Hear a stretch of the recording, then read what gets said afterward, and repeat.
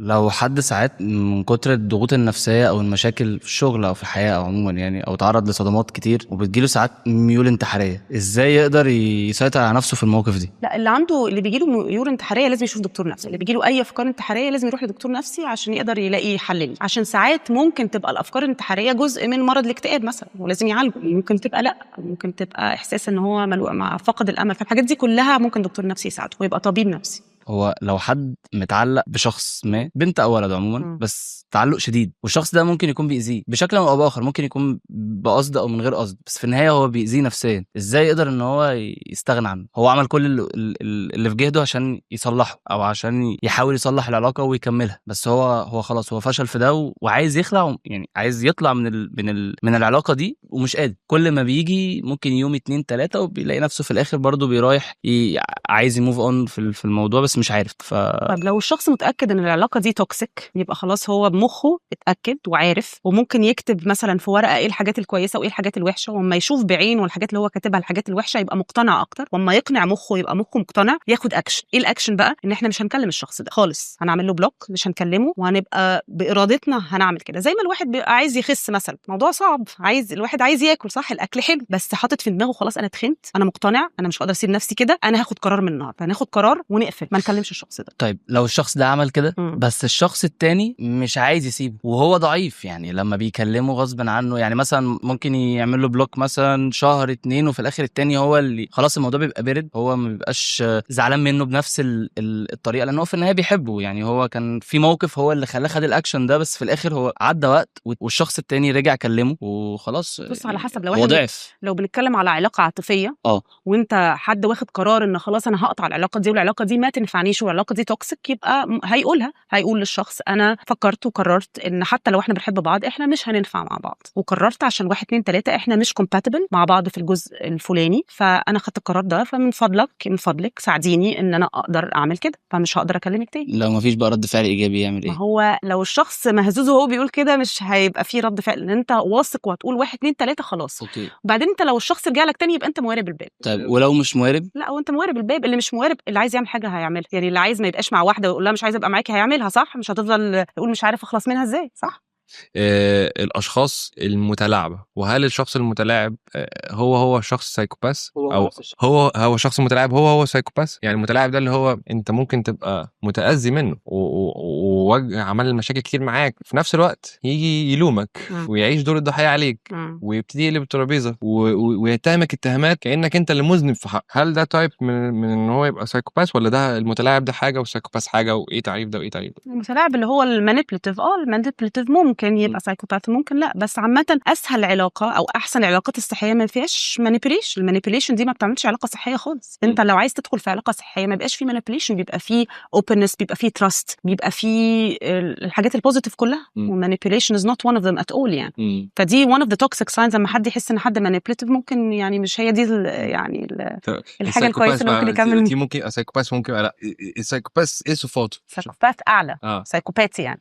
سايكوباث صفاته ايه يعني؟ عايز يعمل حاجه وحشه في اللي قدامه، ممكن يكون بيكذب كتير، عايز يوصل لغرضه، ما عندوش احساس بالاخر، ما عندوش امباثي بالاخر، نيته وحشه. سايكوباث لو تعرض لرفض الريجكشن في اي وقت في العلاقه ممكن يضايق اللي قدامه او يضره او مثلا يتكلم عليه وحش يعني. ما نقدرش نقول حاجه عامه، كل بني ادم بيعمل بطريقه معينه. كل بني ادم بيستعمل ادوات معينه، تولز معينه، وليه شخصيته، فكل واحد بيعمل حاجه مختلفه. ما نقدرش نقول ان كل اللي كده بيعملوا كده. ممكن طبعا في ناس بتأذي، فانت ما تحس ان الشخص ده ممكن يأذي بتبعد عنه، فعش تبقى مرتبط بحد مؤذي. لو حد ساعات من كتر الضغوط النفسية أو المشاكل في الشغل أو في الحياة أو عموما يعني أو تعرض لصدمات كتير وبتجيله ساعات ميول انتحارية، إزاي يقدر يسيطر على نفسه في المواقف دي؟ لا، اللي بيجيله ميول انتحارية لازم يشوف دكتور نفسي. اللي بيجيله أي أفكار انتحارية لازم يروح لدكتور نفسي عشان يقدر يلاقي حل ليه. عشان ساعات ممكن تبقى الأفكار الانتحارية جزء من مرض الاكتئاب مثلا ولازم يعالجه، وممكن تبقى لا، ممكن تبقى إحساس إن هو مع فقد الأمل. فالحاجات دي كلها ممكن دكتور نفسي يساعده ويبقى طبيب نفسي. هل المرض النفسي عيب أو مدعاة للمعايرة؟ لأن واجهت كتير قوي لا مش عايز اروح لدكتور نفسي اصل الناس وبتاع. هل الناس دي ازاي ندخل ثقافه ان لا المرض النفسي ده هو مش عيب ومش حاجه تخجل منها ولازم تروح، وعادي جدا انك تقول انا كنت عند الدكتور النفسي بتاعي امبارح، الموضوع مش فيش فيه اي حاجه مدعاه للخجل. انا قلت في الانترو بتاع الحلقه انا كنت بروح لدكتور مالك دوس بجد مش حاجه عيب. عايز حضرتك تقولي كلمه للناس اللي بتتبنى الفكر ان هو حاجه كانها يعني الواحد بيتعرى منها؟ لا طبعا هي مش حاجه عيب، اصل المرض النفسي زي اي مرض تاني، بالذات اللي عنده مرض نفسي ده زي الاكتئاب، ده عامل زي السكر والضغط والقلب، يعني المرض زي اي مرض. وبالتالي الناس بقت تفهم اكتر دلوقتي، الناس اللي ثقافتهم عاليه بقوا يروحوا لاطباء نفسيين وثيرابيست، فبالتالي الموضوع ده اتحسن كتير عن السنوات اللي فاتت. او ما الثقافه والعلم بيعلى كل ما الناس بتبقى منفتحه وفاهمه ده اكتر، والناس مش بتخجل، بالعكس الناس بتتكلم دلوقتي فوق في قدام كل حد. بالظبط. يعني الموضوع ده اتحسن كتير. ده في اظن ان في دلوقتي يعني زي زياره دوريه لذات العائلات، زياره دوريه حتى لو هم مش بيعانوا من شيء، بس زياره دوريه. الموضوع ده المفروض من وجهه نظري انه يعمم، يبقى خلاص، يبقى في الطبيعي ان احنا كل 6 شهور او كل 3 شهور او ايا كان اخد مراتي ونروح، او اخد البارتنر بتاعي ونروح نزور الطبيب النفسي. الموضوع ده اظن ممكن يخلينا نافويد مشاكل كتير عائليه من اللي بتنتج نشء مش سوي، واللي بتنتج نشء عنده مشاكل نفسيه. فهل في ناس بتعمل ده في مصر دلوقتي؟ الموضوع ده ابتدى يظهر؟ كلميني عن اهميه الموضوع ده. طبعا في ناس بتيجي بتبقى كتير قوي، انا بشوف ناس بيسالوا عن البارنتنج، نعمل ايه مع ابننا، نعمل ايه مع بنتنا، ازاي نعمل بارنتنج بطريقه مظبوطه. فده طبعا بيساعد بيبريفنت مشاكل كتيره قوي ان تحصل، بدل ما واحد عمال بيضرب ابنه بيضرب بنته بيحصل حاجات كتير قوي، لا ازاي نربي تربيه ايجابيه. فده بيحصل كتير. طبعا ناس لسه مقبلين على الجواز بيروحوا لثيرابيست بيتكلموا معاها، يشوفوا ايه الطرق الصح ان هم ممكن يتعاملوا بيها في مشاكلهم الصغيره عشان المشاكل ما تنفجرش. حد حاسس ان هو ستريس من شغله ومش عارف يعمل ايه وهيدخل في ديبريشن، ايه الحاجات اللي ممكن يعملها تو بريفنت ان يمنع من ان يحصل له حاجه اوحش. طبعا موجوده، وبالتالي الناس بقت تتقبل الموضوع ده والناس بقت فاهمه ده. طبعا كل ما علينا في التعليم والثقافه كل ما الناس بتبقى فاهمه ده ومتقبله اكتر. حاجه تانية بقى، سؤال اخر برضو، مقياس العلاقه الناجحه من وجهه نظر حضرتك ايه؟ يعني لو واحد عايز يبتدي يقيم علاقته وجاي يتناقش معاك في علاقتي مع فلان، لما احط ايه كده 1 2 3 قدامي، لو لقيتهم متوفرين في العلاقه دي تبقى العلاقه دي ناجحه؟ علاقه قصدك علاقه عاطفيه؟ اول حاجه يكون في تراست طبعا من ناحيتين، انت واثق في اللي قدامك وعارف اللي قدامك بيعمل ايه وما بيعملش ايه، ويبقى الموضوع البني ادم مفتوح ما بيتلعبش مع اللي قدامه، يبقى بتحب، الحب مهم جدا، يبقى صفاتكم ماشيين مع بعض مش كلاشنج مع بعض.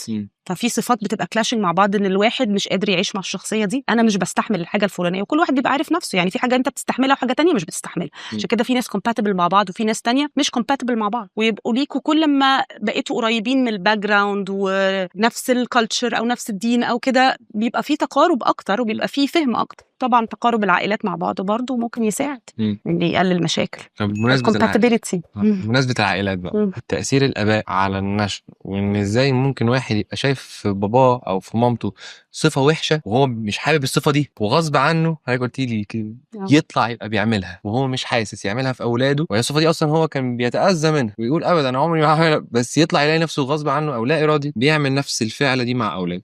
أنا للأسف دي بشوفها كتير قوي، بيبقى الشخص كاره الحاجة دي في والده أو والدته ويطلع يعملها. ليه؟ عشان هو صغير متربي على كده، عارف اللي متربي على كده هو ده اللي شافه، هو ده اللي يعرف يعمله، وللأسف بيريبيت السايكل تاني. إيه اللي ممكن يساعده؟ أما يبقى أوير، ومن خلال العلاج النفسي أو ثيرابي يبقى أوير إن هو بيعمل كده ويحاول يوقفه منه، وبعدين يرجع يقول لنفسه، هو بيبررها لنفسه، يقول طب ما انا اتعمل فيا كده، طب ما انا اتضربت، ما انا اتعمل فيا كده اهو، طب ما انا كويس اهو. ايوه بس انت اتضربت ومش فاكر اما كنت مأذي قد ايه وتعبان قد ايه، وان الموضوع ده ما وصلكش لحاجه، يقول لي طب بتعملوا كده ليه؟ ما فيش حاجه حصلت يعني في الاخر، بيبرر لنفسه.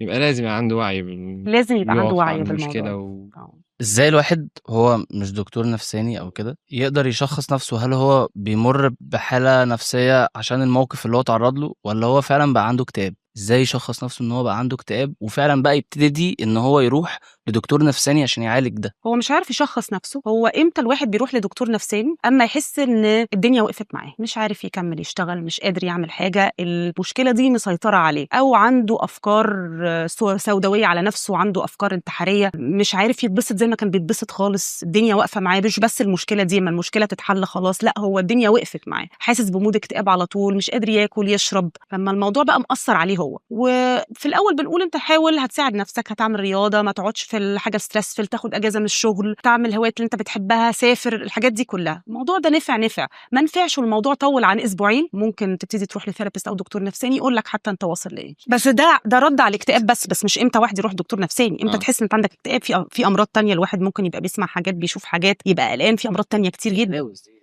ما في حاجات دي كلها موجوده، فمش بس الاكتئاب ان انت تروح دكتور نفساني، ده في حاجه. امتى اخد القرار ان انا لازم اروح لدكتور نفساني؟ طيب اول لما تلاقي نفسك ان انت مش عارف تكمل في الحياه، الدنيا واقفه معاك، مش عارف تشتغل، مش عارف تتبسط، مش عارف تعمل هواياتك، الدنيا واقفه كده، او ان انت مش مبسوط، مش سعيد، ان انت في تغير جديد حصل معاك وانت مش انت عندك احاسيس وحشه ظهرت عليك، قلقان، زعلان، خايف، في حاجات غريبه بتسمعها او حاسس ان انت مش انت، وده مأثر بقى على حياتك. او ممكن في حالات طبعا من الامراض التانية ان الناس اللي حواليهم اهلهم بيقولوا انت لازم تروح دكتور نفسي، انت مش مظبوط، فيك حاله مش مظبوطه، ويبقى البني ادم مش شايف ده، بس ده برضو مفروض يروح. يعني هل النيكوتين فعلا ادمان؟ طبعا النيكوتين ادمان، من اعلى المواد الادمانيه هي النيكوتين. يعني ناس بتقول لك اصل السجاير مش ادمان، ده في ناس كمان وصلت لمرحله دلوقتي كمان يسمعها ان الويد او الحشيش. لا طبعا الحشيش بيعالجوا بيه.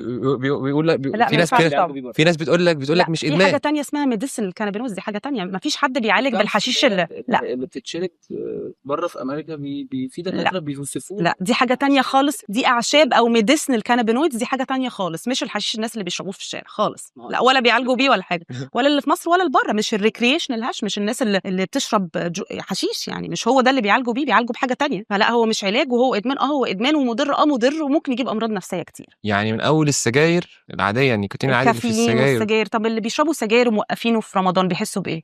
اعراض انسحاب طبيعي. هو مش بيتوهم، هو فعلا بتحصل. انا بهرش. ايش عشان الموضوع ده من ضمن الحاجات بتأثر على الأداء الرياضي. والكحوليات إدمان. طبعا الكحوليات ممكن يبقى فيها إدمان. لما بتبقى بليفل عالي إدمان. يعني مفيش حاجة من الحاجات دي الناس تفضل تبرر نفسها تقول لك أصل عادي، أصل مصرح بيها، أصل مش عارف إيه. إدمان. السجاير فيها إدمان، الحشيش في إدمان، الكحوليات طبعا فيها إدمان، كل الحاجات دي فيها تقريبا أي حاجة بتلعب في كيمياء الدماغ بتبقى إدمان، صح؟ بس أوكي طبعا، بس عشان بس نفرق، عشان ناس كتير قوي بتسألني الأدوية النفسية برضو فيها إدمان. لا، الأدوية النفسية ما فيهاش إدمان. الأدوية النفسية دي قصة تانية خالص. في جزء معين بيبقى هي المهدئات اللي ممكن الواحد يتعود عليه، والمنومات. ما هي المهدئات والمنومات، بس الأدوية كلها معظمها لا ما فيهاش إدمان، ومش بتلعب في كيمياء المخ، دي بتظبط الكيمياء، بالعكس بتحسن البني آدم، عشان ده سؤال بتسأله كتير قوي. امتى برضو الواحد يلجأ بالنسبة للناس اللي بتشرب سجاير او الناس اللي بتشرب حشيش او الناس اللي بتشرب كحوليات، امتى الواحد يلجأ للطبيب النفسي علشان يوقف الموضوع ده؟ لا ده محتاج قصة طويلة. بص لما ما يعرفش يوقف. لا دي قصة طويلة، خلي الإدمان يبقى قصة لوحدها، عشان هي فعلا محتاجة حلقة. لا ده حوار كبير، ويعملوا ايه وايه القصة ليها سايكل، ليها حوار كبير.